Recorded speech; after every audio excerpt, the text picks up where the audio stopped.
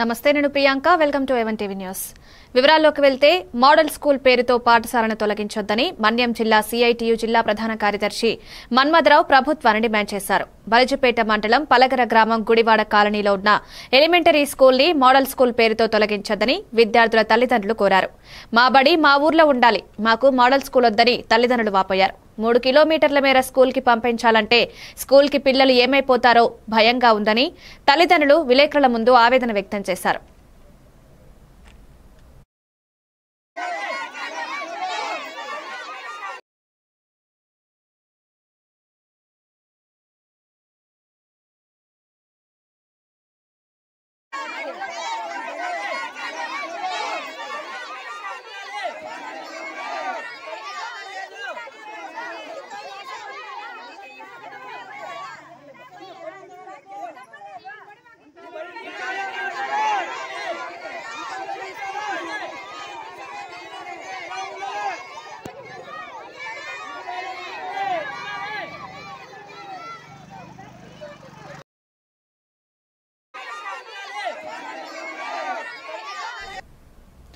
ఆంధ్రప్రదేశ్ రాష్ట్ర వ్యాప్తంగా పాఠశాలలు ప్రారంభమైన శ్రీకాకుళం జిల్లా బూర్జ మండలంలోని అల్లెన గ్రామంలో మాత్రం నిరసన జ్వాలలు వెలువెత్తుతున్నాయి. రేషనలైజేషన్ లో భాగంగా గ్రామంలోని పాఠశాలల్లోని 6, 7, 8వ తరగతులను వేరే ఊరిలో కలిపేయడంతో గ్రామస్తులంతా కలిసి విద్యార్థులతో పాఠశాల ఆవరణలో నిరసనకు దిగారు. ఈ సందర్భంగా విద్యార్థుల తల్లిదండ్రులు మాట్లాడుతూ గ్రామానికి చుట్టూ ఏరు ప్రవహిస్తుంది, వర్షాకాలం వస్తే అది పొంగి పొర్లి గ్రామానికి రాకపోకలకు కూడా ఇబ్బంది అవుతుందని వాపోయారు. గ్రామంలోనే పాఠశాలను కొనసాగించాలని గ్రామస్తులు కోరుతూ పాఠశాల ఉపాధ్యాయులకు వినతి పత్రం అందజేశారు.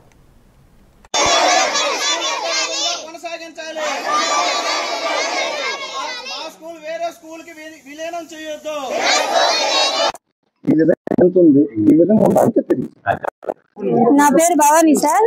మాది శ్రీకాకుళం జిల్లా బూర్జ మండలం అల్లెన గ్రామం. అయితే మాకేమో ఇక్కడ 8th క్లాస్ వరకు ఉండే, ఇది వరకు 8th క్లాస్ వరకు ఉండేది స్కూలు. అయితే ఏమంటే ఇప్పుడు 5వ వరకు ఉంచుతున్నారు స్కూలు. మేమేంటంటే మా పిల్లల్ని బయటికి పంపించలేం. చిన్నపిల్లలు మా పిల్లలు ఇద్దరు ఇక్కడే ఉన్నారు. ఇప్పుడు ఒకడేమో 2వ క్లాసు, ఒకడేమో 4వ క్లాసు. అయితే ఈ చిన్నపిల్లల్ని మేము ఎంత దూరం తేగలము? ఇప్పుడు వర్షం వచ్చినా వరద వచ్చినా ఎటు వెళ్ళలేరు, చుట్టుపక్కల వరదే. ఇప్పుడు మేము ఇక్కడ నుంచి పాలవాసి వెళ్ళాలంటే 15 కిలోమీటర్లు వస్తుంది. కాబట్టి మాకేంటంటే ఈ పిల్లల్ని మేము ఎటు పంపించలేము. సైకిల్ తొక్కి వెళ్ళే పిల్లలు కాలేదు. కాకపోతే మాకు ఇక్కడే ఉన్నది స్కూలు. ఈ స్కూల్ తీయొద్దని మేము కోరుకుంటున్నాము. నేను ఇక్కడ ఎగ్జిక్యూటివ్గా అల్లెన స్కూల్లో పనిచేస్తూ ఉన్నాను. మా అల్లెన ప్రాంగణంలో, పాఠశాల ప్రాంగణంలో అనేకమైనటువంటి అసాంఘిక కార్యక్రమాలు జరుగుతూ ఉన్నాయి. దీనికి కారణం ఏంటంటే చుట్టూ ప్రహరీ లేకపోవడం. దానివల్ల ఎంస్ ఇక్కడే రాత్రులు పూట ఎంస్ మద్యం సేవిస్తూ ఆ సీసాల ఎంస్ మా యొక్క ప్రాంగణంలోనే పడేస్తూ ఉదయం అయ్యేసరికి చూసేసరికి చాలా అసహ్యంగా కనిపిస్తూ ఉంది. అదేవిధంగా స్కూల్ నేమ్స్ డిగ్రేడ్ చేయడం జరిగిందని చెప్పేసి మా పై అధికారులు చెప్పడం జరిగింది.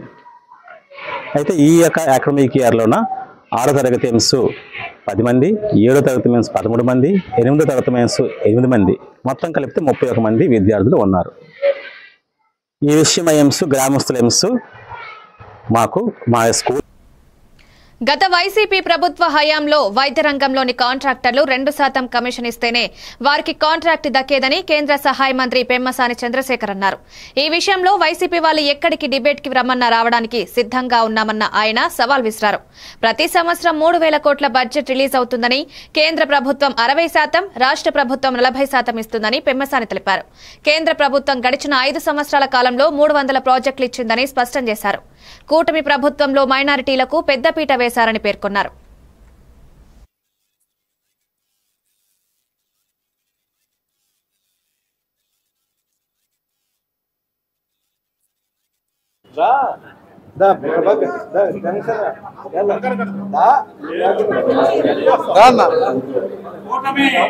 అందరు రండి. మీరు గత 19-24కి 24 నుంచి వచ్చి మనకు 1 year అయింది. ఈ రోజున 5 సంవత్సరాల పరిపాలనకి, ఈ సంవత్సరం పరిపాలనకి ప్రతి ఒక్కరు ఒకసారి ఆలోచించండి.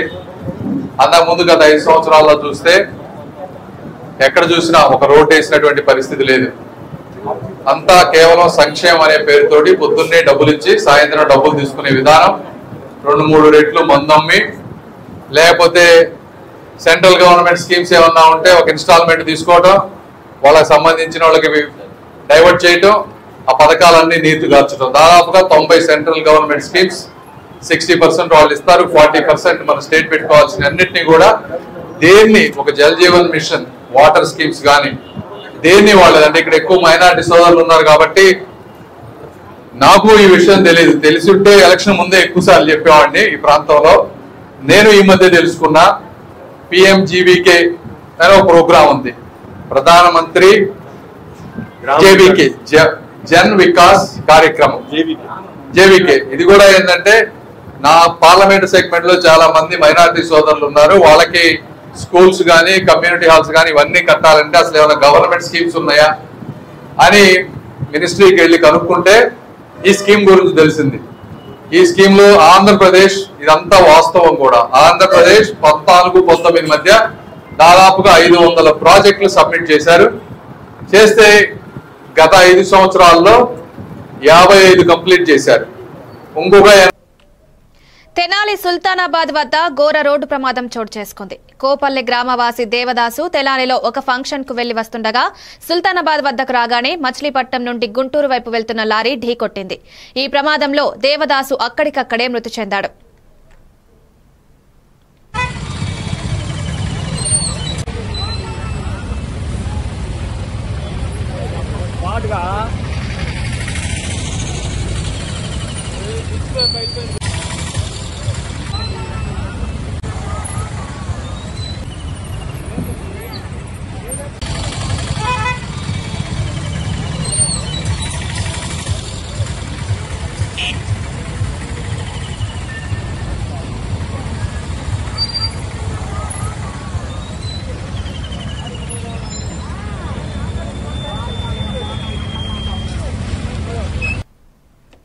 అనకాపల్లి జిల్లా నర్సీపట్నం నియోజకవర్గం నాతవరం మండలం లక్ష్మీపురం గ్రామంలో ప్రభుత్వ భూమిలో సీసీ రోడ్ల నిర్మాణం చేయడానికి నిర్ణయించగా కొంతమంది తప్పుడు ప్రచారాలు చేస్తున్నారని నాతవరం తహసీల్దార్ ఏ వేణుగోపాల్ అన్నారు.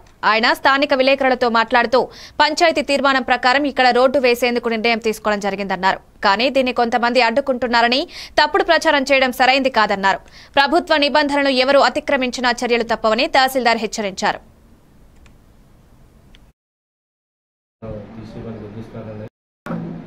నిన్న మన లోకల్ ఎలక్ట్రానిక్ మీడియాలో ఒక వార్త హల్చల్ అవుతుంది. ఏంటంటే కొంతమంది పార్టీ నాయకులు చెల్లెపల్లి రోడ్డు నివాసం తీసేమని గుర్తిస్తారనేది హల్చల్ అవుతుంది. అంటే వాస్తవంగా ఏంటంటే వాళ్ళు మేము పిలిచి మాట్లాడడం జరిగింది.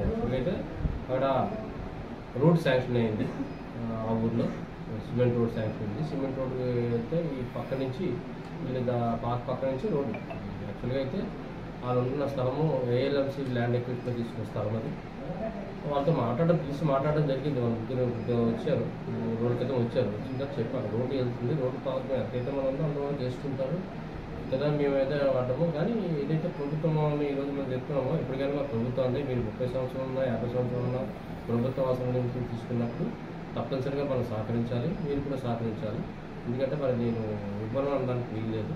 ఇది ప్రభుత్వం అంది, మీరు జీవాది ల్యాండ్ మీ దగ్గర నుంచి కొనుక్కొని డబ్బులు ఇచ్చి కొనుక్కున్న తర్వాత ఆటోమేటిక్గా గవర్నమెంట్ అవుతుంది అని చెప్పడం జరిగింది. దానికి చెప్పిన తర్వాత అదే మేము అయితే రోడ్ వేస్తే కాల్ చేస్తామండి అని నాకు చెప్పడం జరిగింది. మరి వెళ్ళిన తర్వాత నేను అయితే వార్త ఛాన్సల్ అయింది. అది అంతా కూడా వాస్తవం.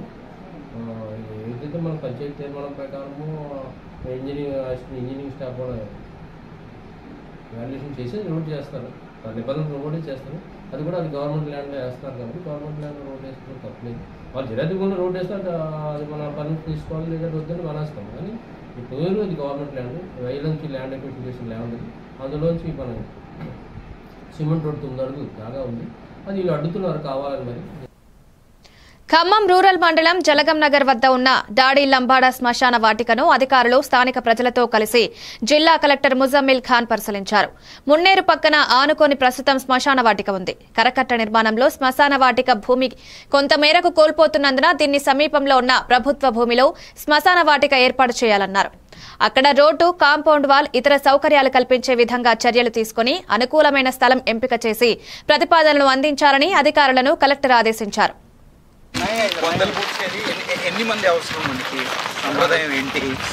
పేరు పెట్టుకుని ఉపయోగించుకుంటారు. దాన్ని చేసుకోవాలంటే ఫస్ట్ మీకు ఏరియా ఎంత కావాలి, వేరే వేరే ఇంతకుముందు మేము ఎంపీ గారు ఉన్నప్పుడు శ్రీనివాసరెడ్డి గారు సెట్ చేసేస్తారు. ఇప్పుడు దాన్ని ఆనుకొని మనం జగ ఇస్తాం. కరకట్ట ఆపేదైతే ఉంటే జగ మనది ఉంది, ఎంత ఇవ్వగలం.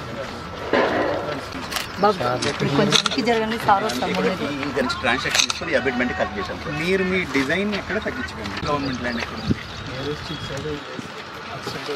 మన 141లో ఆల్రెడీ శ్మశానానికి వచ్చింది.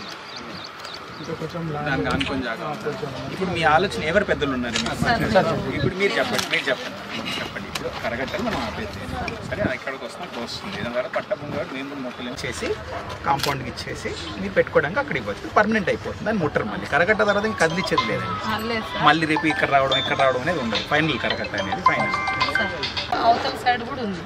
అయితే ఆ పట్టాదారు వాళ్ళకి పట్టా ఉంది, లాయర్ గారిది. దాంట్లో కొంతమందికి చేయడం కూడా జరిగితే ఆయన ఏం చేస్తారంటే హద్దు కూడా కట్టేస్తారు, ఆ స్థలం నాది అని. అయితే వాళ్ళు మళ్ళీ అక్విజిషన్ చేయాలి. అక్విజిషన్ అనేది కుదిరేది. గజానికి మనం విలువైనప్పుడు 10 కోట్లు ఎంతో అవుతుంది, కుదిరేది కాదు. మన ప్రభుత్వ భూములు మీకు కేటాయించాల్సింది నిధులతో సహా కేటాయిస్తూ కట్టుకోవడానికి మనం చేయగలిగిన పద్ధతి. ఇప్పుడు సంప్రదాయంగా ఉన్నది అలాగే ఉంటుంది. ఎవరు ముట్టరు సరే, మీకు ఎన్ని సంవత్సరాలు మీరు పెట్టుకుంటారు, వేరే వేరే సంప్రదాయాలు వేరేగా చూస్తారు. ఇప్పుడు కొత్తగా కావాల్సింది జాగా ఇప్పించుకుంటూ ఇక్కడ నుంచి 2 నిమిషాల దూరం రోడ్ ఇప్పించేస్తే అది పర్మనెంట్గా మీ కబ్జాలో పెట్టుకుంటే బెస్ట్ అని నా ఆలోచన.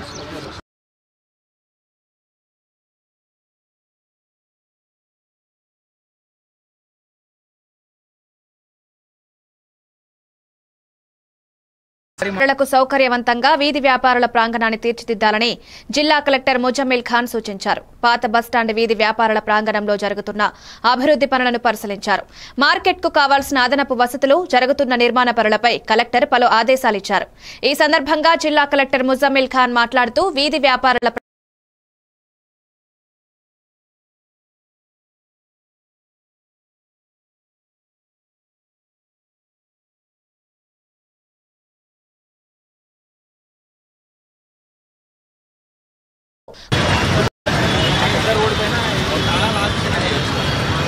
అది ఎందుకు అంత మంచి గోడది అది కవర్ ఎందుకు చేశారు అసలు?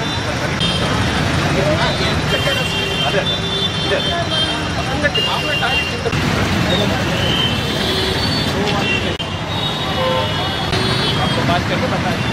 ఈ తర్వాత ఏరియా అంతా పెట్టుకోవాలి కావాలి.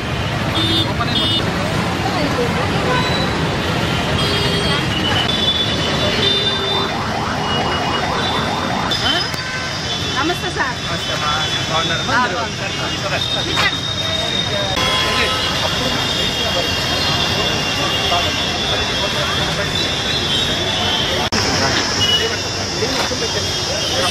రోడ్ నుంచి మార్కెట్ లోపల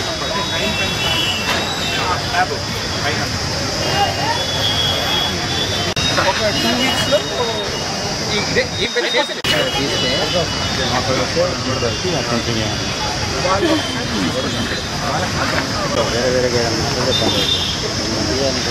స్థలాలు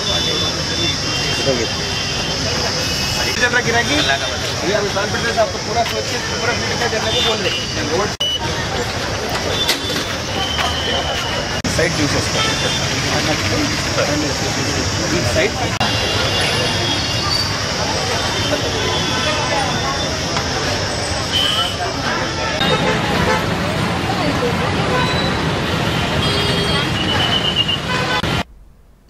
పేదోడి సొంతింటి కల నెరవేర్చేందుకు ఇందిరమ్మ ఇల్లు పథకం ద్వారా పేదలకు ఇందిరమ్మ ఇల్లు అందించడం జరుగుతుందని మెదక్ ఎమ్మెల్యే డాక్టర్ మైనంపల్లి రోహిత్ అన్నారు. మెదక్ జిల్లా చిన్నశంకరంపేట మండల కేంద్రంలోని రాధేశ్యామ్ ఫంక్షన్ హాల్లో మండలంలోని 470 మంది నిరుపేదలకు ఇందిరమ్మ ఇల్లు లబ్దిదారులకు మంజూరు పత్రాలను ఎమ్మెల్యే అందజేశారు. స్థానిక జిల్లా పరిషత్ ఉన్నత పాఠశాలలు పునః ప్రారంభమైనందున విద్యార్థులకు ఏకరూప దుస్తులను ఎమ్మెల్యే అందజేశారు. ఈ కార్యక్రమంలో ఎంపీడీఓ దామోదర్, గృహ నిర్మాణ శాఖ పీడీ మాణిక్యం, కాంగ్రెస్ పార్టీ మండల అధ్యక్షులు సానా సత్యనారాయణ, మాజీ ఎంపీపీ అరుణా ప్రభాకర్ తదితరులు పాల్గొన్నారు.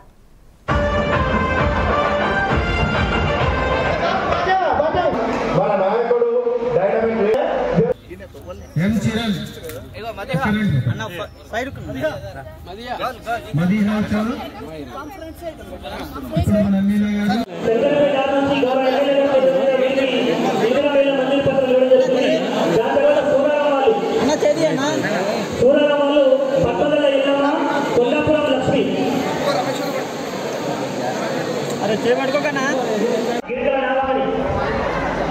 చందంపేట నుంచి చదారపు నవనీత గిరికల నాగమణి అనేక పరాలి లక్ష్మి చెన్నాపూర్ వెళ్ళండి ఎర్రల లక్ష్మి జారీ చేయడం జరుగుతుంది కాబట్టి అమ్మాయిపేట నుంచి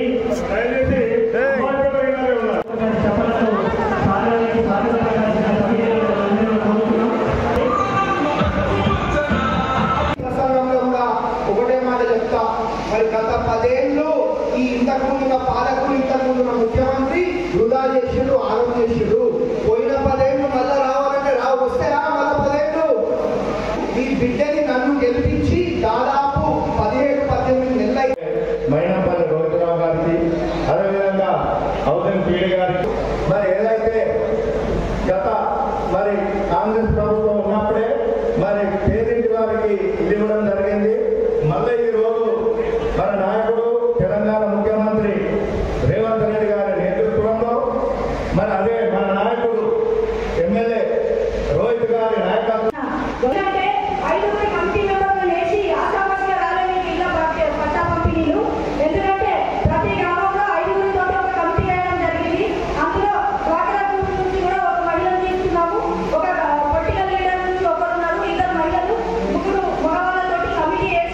చాలా రోజుల తర్వాత ఈ పథకాన్ని ఇప్పుడు ప్రవేశపెట్టడం జరిగింది.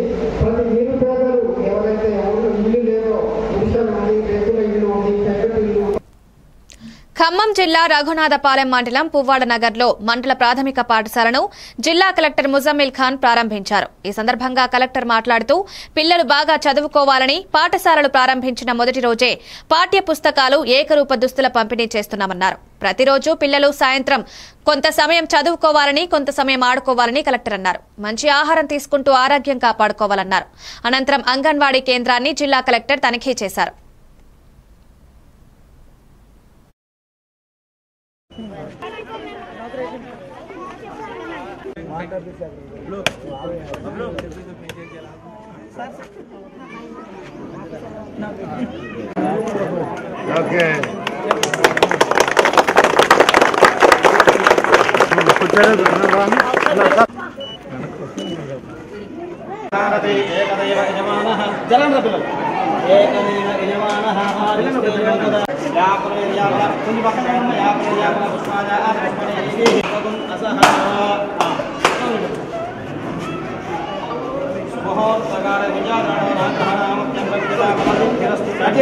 ध्रुवन्ते राजावरुणो ध्रुवन्देवो बृहस्पतिः ध्रुवन्त इन्द्रश्च अग्निश्च राष्ट्रं धारयतां ध्रुवं ध्रुवीकरणदेवतानां सम्पूर्णतासिद्धेस्तु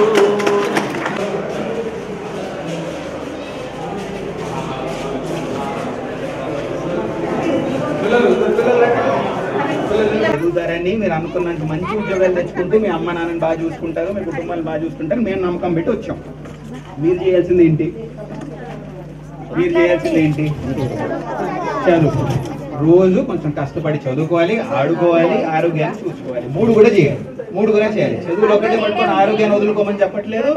మళ్ళీ మొత్తం చదువులో పెట్టి ఆరోగ్యాన్ని అంతా నాశనం చేసుకుంటూ ఆడుకోకుండా టెన్షన్ వచ్చి, స్ట్రెస్ వచ్చి కూడా చేసేమని మేము ఎవరు అడగట్లేదు. 3 భాగాలు చేసుకోండి జీవితాన్ని. ఏమన్నా? మొదటిది చదువు. బాగా చదవాలి. చదివిన 6 గంటలు 7 గంటలు అద్భుతంగా స్కూల్లో కూర్చొని పుస్తకం అంతా అర్థమయ్యే వరకు అర్థం కాని అంశాలన్నీ టీచర్ని అడిగి బాగా చదువుకోవాలి. చదివిన తర్వాత రోజు 1 గంట ఆడుకోవాలి. రామిసా పరిగెత్తాలి, ఆడుకోవాలి, స్పోర్ట్స్ ఆడాలి. కేంద్ర ప్రభుత్వం నుండి వచ్చే సంక్షేమ అభివృద్ధి పథకాలను ప్రజల్లోకి తీసుకువెళ్లాలని బీజేపీ ఉపాధ్యాయ ఎమ్మెల్సీ కొమరయ్య అన్నారు. వరంగల్లో భారతీయ జనతా పార్టీ 11 సంవత్సరాల మోడీ ప్రభుత్వం సంకల్ప సహకార కార్యక్రమంలో భాగంగా ప్రధాని మోదీ చేసిన కార్యక్రమాల ఫోటో ఎగ్జిబిషన్ ను ప్రారంభించారు. కేంద్ర ప్రభుత్వం రాష్ట్ర ప్రభుత్వానికి అనేక రూపాల్లో సహాయ సహకారాలు అందిస్తున్న రాష్ట్ర ప్రభుత్వం ఎక్కడ కూడా కేంద్రం వాటా చెప్పలేదని, దీంతో ప్రజల్లో బీజేపీపై కొంత వ్యతిరేకత వస్తుందన్నారు. ప్రతి కార్యకర్త సైనికుల్లా ప్రధాని మోదీ చేస్తున్న అభివృద్ధి సంక్షేమ పథకాలు ప్రతి ఒక్కరికి చేరే విధంగా ప్రచారం నిర్వహించాలని ఎమ్మెల్సీ కొమరయ్య అన్నారు.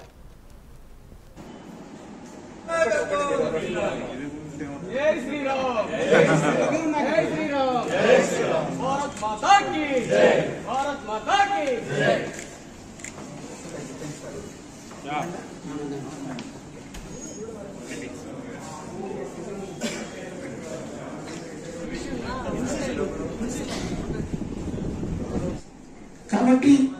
మీరు ఏ సెక్టర్ తీసుకోండి, ఇప్పుడు డిఫెన్స్ మొత్తం 1 ఇండియా 1 నేషన్ 1 ఎలక్షన్ మన ఎట్లయితే మిలిటరీ పవర్ వెళ్ళిపోవచ్చు మన vehicles. I use to height ఉన్న మీద బ్రిడ్జ్ అవర్స్ టుగెదర్ పట్టేది, మనం 3-4 అవర్స్ వేసిన ప్రోగ్రెస్ అన్నిటినీ.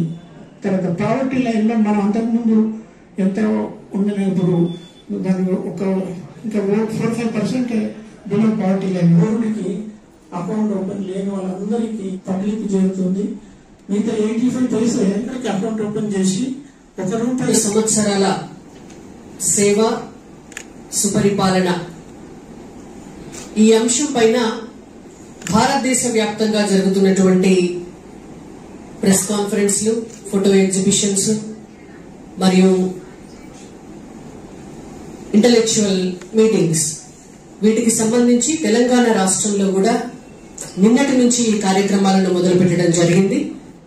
కొట్లాడి పోరాటం చేసి ప్రాణత్యాగాలు చేసి ఎంతో మంది విద్యార్థులు, మట్టి బిడ్డలు తెలంగాణ కోసం ఆత్మార్పణ చేసుకుంటే వచ్చినటువంటి రాష్ట్రం మన తెలంగాణ. అట్లనే ఎంతో మంది భారతీయ జనతా పార్టీ కార్యకర్తలు జనసంఘ పుట్టిన నాటి నుంచి, భారతీయ జనతా పార్టీగా మార్పు చెందిన నాటి నుంచి దేశంలో 2014లో దాదాపుగా పూర్తి స్థాయి గవర్నమెంట్ గా భారతీయ జనతా పార్టీ ఏర్పడే నాటి వరకు కూడా ఎంతో మంది సీనియర్ కార్యకర్తలు, ఎంతో మంది దేశభక్తుల కృషి భారతీయ జనతా పార్టీ అధికారంలోకి రావడం. సరిగ్గా చెప్పాలంటే పరిపాలించే అవకాశం బీజేపీకి వచ్చింది ఈ 11 ఏళ్ల నుంచి ఈ భారతదేశంలో. ఆదిలాబాద్ జిల్లాలో ఉరుములు మెరుపులతో కూడిన భారీ వర్షం కురిసింది. జిల్లాలో భారీ వర్షం కురుస్తున్న సమయంలో పలుచోట్ల పిడుగులు పడి 6 మృతి చెందారు. ఆదిలాబాద్ జిల్లాలోని గాదిగూడ మండలం పిప్పిరి గ్రామంలో చేనులో పత్తి విత్తనాలు చేస్తుండగా పిడుగులు పడి 4 అక్కడికక్కడే మృతి చెందారు. చేనులో ఉన్న మరో 8 మంది పిడుగుతో గాయపడ్డారు. అటు బేల మండలంలో 2 మృతి చెందారు.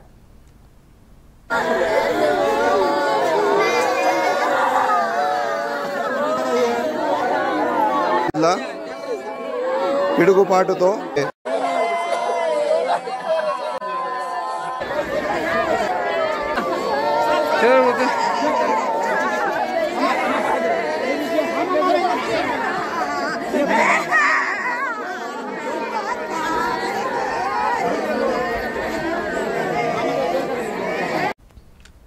ఒకప్పుడు రైల్వే పరంగా అభివృద్ధి లేని ఉత్తరాంధ్ర ప్రాంతం ఈ రోజు దక్షిణ కోస్తా రైల్వే జోన్ ఏర్పడిందని విశాఖ జనసేన కార్పొరేటర్ పీతల మూర్తి యాదవ్ అన్నారు. Visakha railway zone general manager గా సందీప్ మాథుర్ నియామకం జరిగిందన్నారు.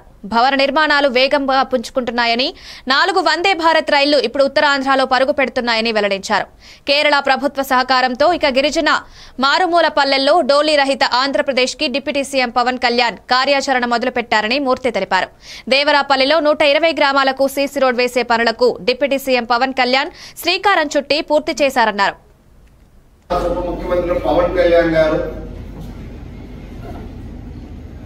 ఈ ముగ్గురు త్రయంలో ఏర్పడినటువంటి కూటమి ప్రభుత్వం ఏడాది పాలన ఎంతో అద్భుతంగా ఒక సుపరిపాలన అందించి రాష్ట్ర ప్రజలకి సుభిక్షంగా పరిపాలించాలనేటువంటి ఒక దృఢ సంకల్పంతో రాష్ట్ర ప్రజలు ఏదైతే తీర్పిచ్చారో రాష్ట్ర అభివృద్ధిని, అలాగే ప్రజల ఆకాంక్షని,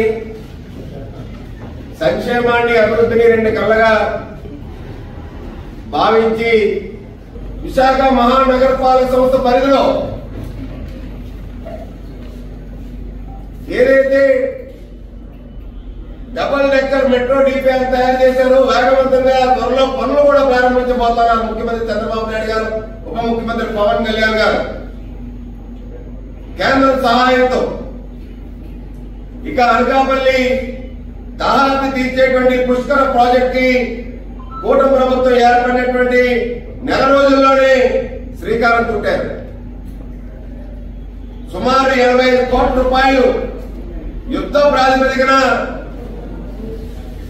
ఆ యొక్క పుష్కర ప్రాజెక్ట్ కి హైటెక్ సిటీ చేసేలాగా టీసీఎస్ లాంటి మైక్రోసాఫ్ట్ లాంటి సంస్థల్ని విశాఖలో కార్యకలాపాలు ప్రారంభించేలాగా ఐటీ శాఖ మంత్రి తీర్చిదిద్దడానికి శతవిధాల ప్రయత్నాలు చేస్తూ ఒక పక్క అభివృద్ధిని ఒక పక్క సంక్షేమాన్ని రాష్ట్ర ప్రజలకు అందించాలని చెప్పి భావంతో నడుస్తున్నటువంటి మా అధినాయకులు ముగ్గురికి ఇవి updates. Keep watching A1 TV news.